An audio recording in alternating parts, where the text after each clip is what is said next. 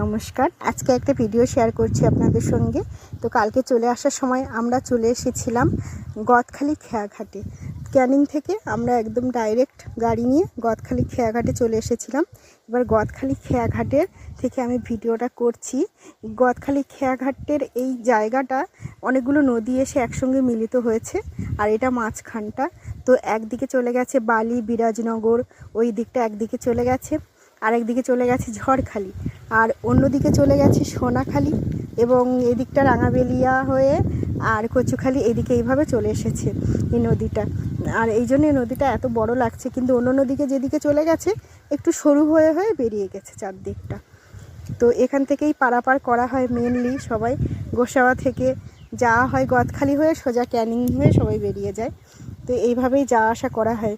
আর এখানকার কিভাবে যে নদীতে খেয়া পারাপার করা হয় সেটা তো এখন যে বোটটা এসেছে সেটা বালি আমলামেতি থেকে এসেছে প্যাসেঞ্জার নিয়ে, আর সবাই নেমে যাচ্ছে, নেমে সোজা উপরে উঠে যাচ্ছে, সব এবার ক্যানিং হয়ে বেরিয়ে যাবে।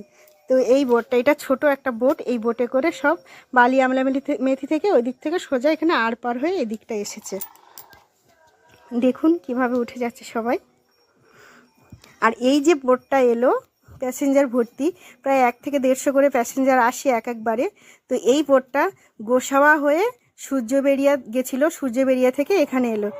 এটা হচ্ছে 3 কোণাভাবে পার করে, আবার এখান থেকে আবার সূর্যবেড়িয়া যাবে, মানে এখানে প্যাসেঞ্জার নামিয়ে আবার সূর্যবেড়িয়াতে যাবে, গিয়ে আবার গোসাবাতে ফিরবে।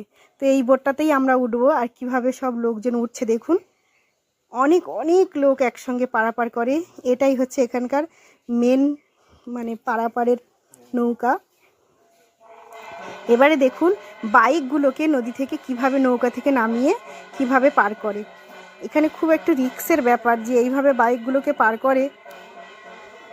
দেখুন এইভাবে বাইকগুলোকে ঠেলে ঠেলে এবার উপরে তুলে দেবে, দিলে এবার যে যার মতো বেরিয়ে যাবে।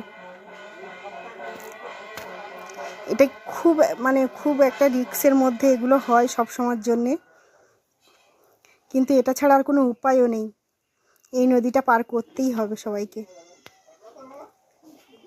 এইভাবেই বরাবর হয়ে আসছে, শীত, গ্রীষ্ম, বর্ষা এভাবেই চলে আসছে দিনের পর দিন।